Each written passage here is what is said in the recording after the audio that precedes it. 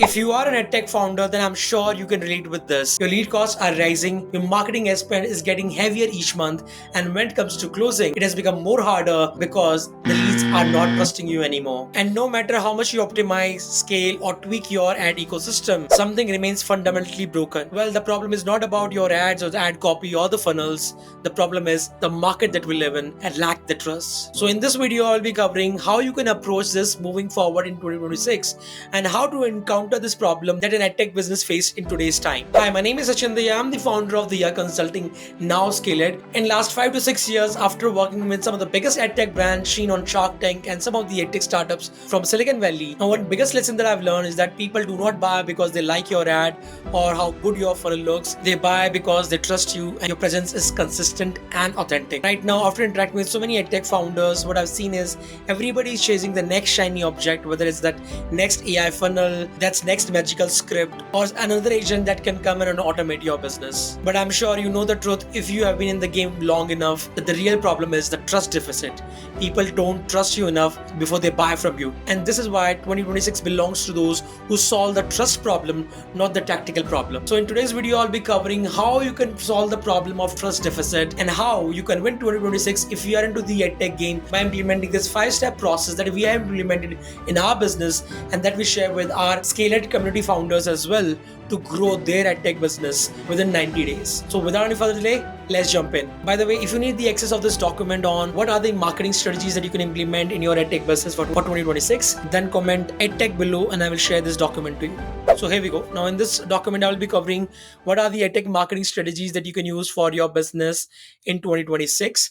Now, irrespective whether you are just starting your edtech business or you are doing 5 lakh, 10 lakh, 20 lakh, 25, even 50 lakh as well on monthly basis, still it will be very, very beneficial and useful for you because I've been working with the companies doing 2 to 3 CR a month as well, and they do not have these ecosystems. And because of that, they are spending huge budgets on marketing and they're not able to get that ROAS that they need to. Right. So let's jump in. Now, the edtech market needs a big change, and to win, you must stop using journal ad campaigns. It all comes down to solving the problem, as I mentioned, of trust. So, how people trust you more? Firstly, of course, you need to be consistently present everywhere, wherever your audience is, whether you are into B2B, whether you are into B2C. Right. If you have not done the fundamental analysis on your ICPs, that's what exactly we help. Or the very first step that we do when we work with a tech company is understand their ideal customer profile and what are the platforms there where they hang around. Okay, there you need to be present. Now, whether it's Meta, whether it's YouTube, whether it's LinkedIn, whether it's email, whether it's WhatsApp, you need to be there, right? So that's why you need to know which is your audience, B2C, B2B, and of course, where they hang around more. Okay. Now, for a B2B, I do also recommend to participate in expos, especially the educational expos. There you will find your target audience, right? Specifically, if you're into very high ticket in B2B and you're targeting schools, colleges, universities. All right. So the main problem is not technical, as I mentioned. It's all comes down to the trust deficit, lack of trust. And so, what is the mantra for 2026? So your success will be based on how well your brand build the trust automatically. All right, and how clearly your customer can find you everywhere. Intent based visibility. You need to be visible. And again, I'm not talking about make fake claims. I'm talking about your authentic self, where you're really representing your brand. Okay, and what you stand for, what kind of results you are producing, because authenticity really sells in today's time. There's so much noise out there in the market, so many companies promising so many different things, whether you are targeting parents, kids, working professionals, or businesses, or the corporates, or the schools and the universities. Right, you need to be really authentic in your approach. If you are not authentic, you cannot scale. You cannot grow a business. You can start a business, but you cannot scale and grow a business. You will always going to struggle. So what's the solution? Now, this document will give you the 5-step omni-channel framework, which we use personally in our business.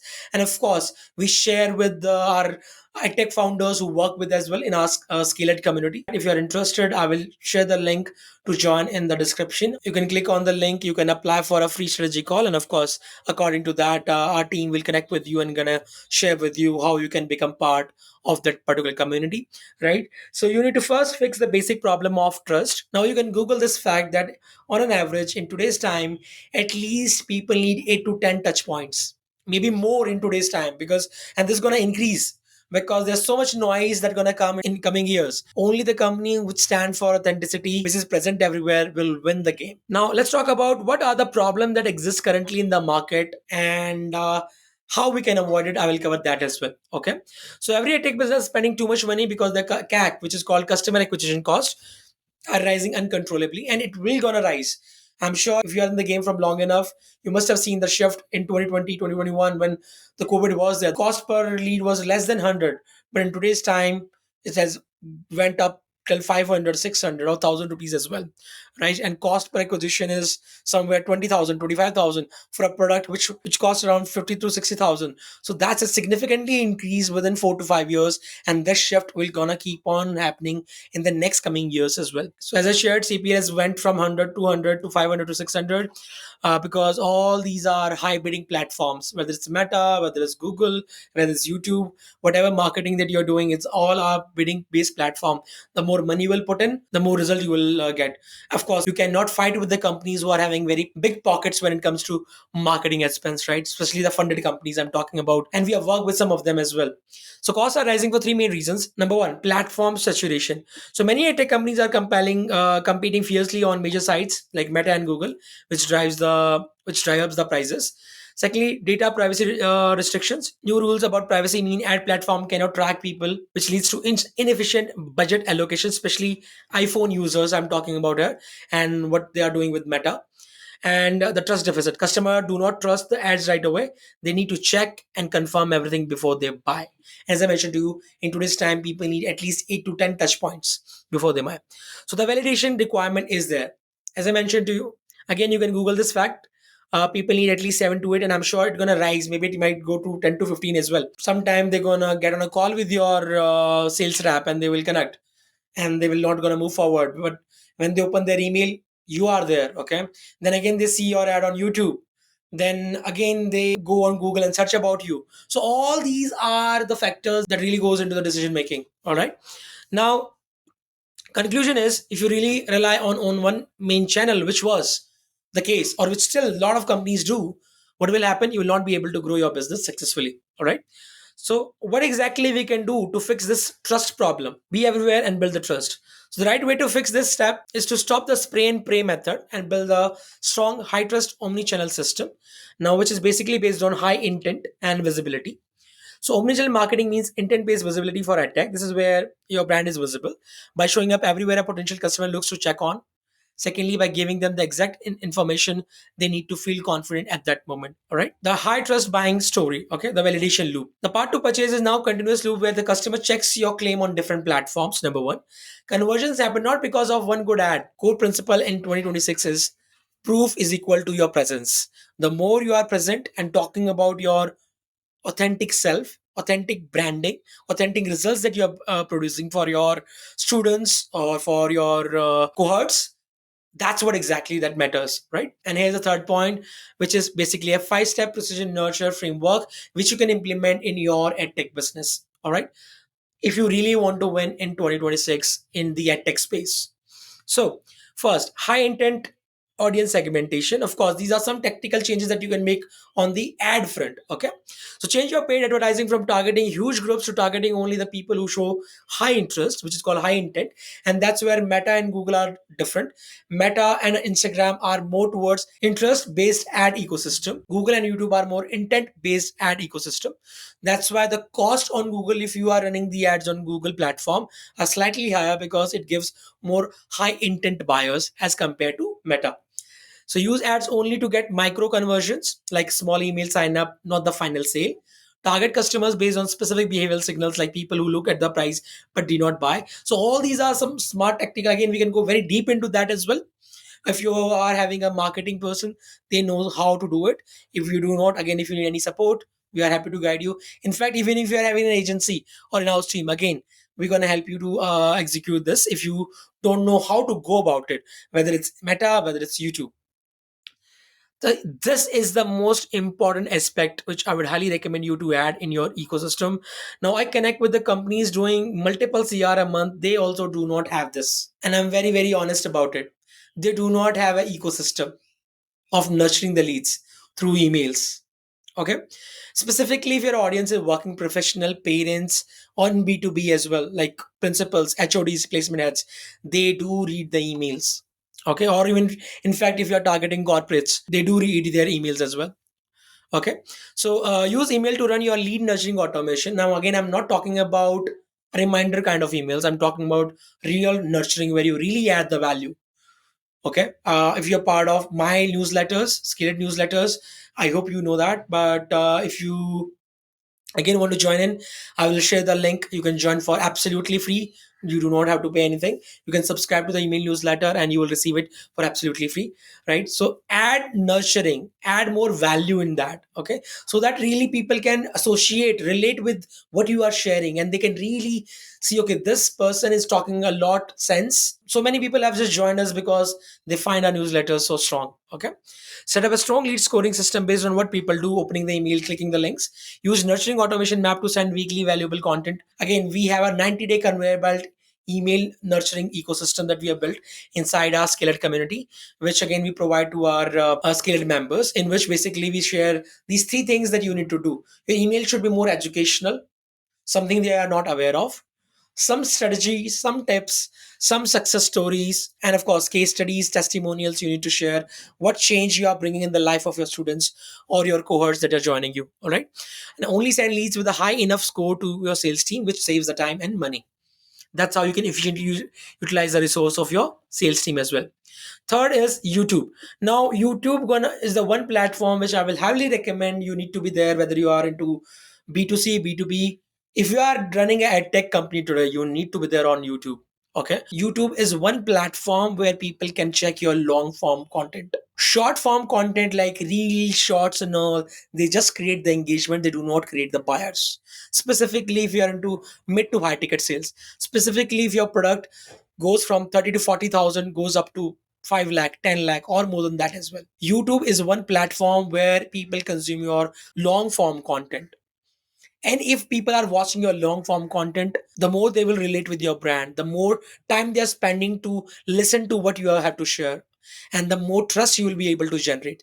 So that's why if you are into the tech domain, irrespective B2B, B2C, B2G, whatever that you are, make sure you are present on YouTube and create long form content, right? So build long term authority by creating group of content focus on customer questions. Specifically, what questions your customers are asking, your students are asking you. If you don't know, ask your sales team to give you plethora of questions. They can give you what objections they get, what questions they get in the sales call. Create the content on that, right? That's how you can prevent the objections. And same content you can use in the email as well to nurture your leads. Answer those questions which your customers are asking, which your leads are asking to your sales team. Answer those questions in your content. That's the best strategy, right? So make videos that answer the exact problems your students are searching for. That's what exactly I shared with you. This makes you as an expert and act as a strong SEO bridge. How people find you on Google and YouTube. As I mentioned to you, when people gonna search about you on Google, your videos will be ranked at the top, and that's where they will again come to you and see you as an expert. And again, it will help you to bridge that trust deficit that is there existing in today's market. So this is again as most important, apart from ads, of course, which everybody runs, email and YouTube. This will be very, very important part, which I would recommend you to inculcate in your business. Short form micro expert demonstration. Now these are the now this content is basically for to get more eyeballs, more visibility. Long form content will create trust in the mind of the users. Short form content will get you more volume, but not the trust. That's where your volume will game will also going to improve. That's why long form content is very, very important. But at the same time, to increase your reach, increase your presence, increase more eyeballs, you need to create short form content as well, right? So the rule, so use short videos, reels, shorts, TikTok in case it works in your geography for quickly showing your expertise. These are micro expertise demonstration. Again, educate your audience, talk about the mistakes they're supposed to avoid. For example, if you are helping them to crack an exam like gate, GMAT, SAT, talk about the strategies, talk about the mindset, talk about the steady action plan, roadmap the students can follow, the mistakes they can avoid. If you are doing any kind of IT related programs like data analytics, Oracle training, IT training, or agentic AI for professionals, talk about the tools, talk about how agentic AI is replacing people, right? So all those things you can talk about, right? The entire focus is on getting the attention, basically, getting the eyeballs, or you can say chasing virality in different words, right? So this is the key mantra on short form content. Okay, let me highlight this as well.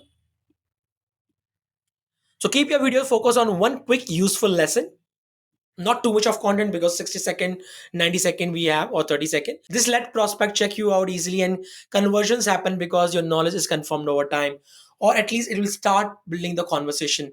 Take them towards your free lead magnet, take them towards your signups, whether it's a free webinar, free call booking, or free any kind of PDF checklist, whatever that you have created. And that's why I would highly recommend have multiple lead magnets in today's time, whether it's PDF, whether it's blogs, whether it's videos, whether it's some kind of documents. Have multiple free lead magnets that you can take. Let them in. That's the whole goal of short form content.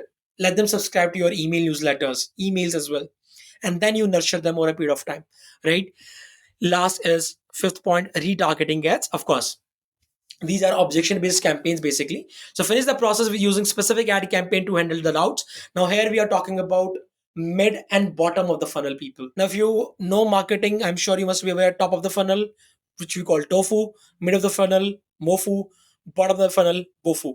So this strategy gonna work for middle of the funnel and bottom of the funnel. All others I shared is for top of the funnel. Yes, email is also used as a mid and bottom because you are nurturing the lead, but this is important to retarget the people who have been there in your ecosystem but not buying from you.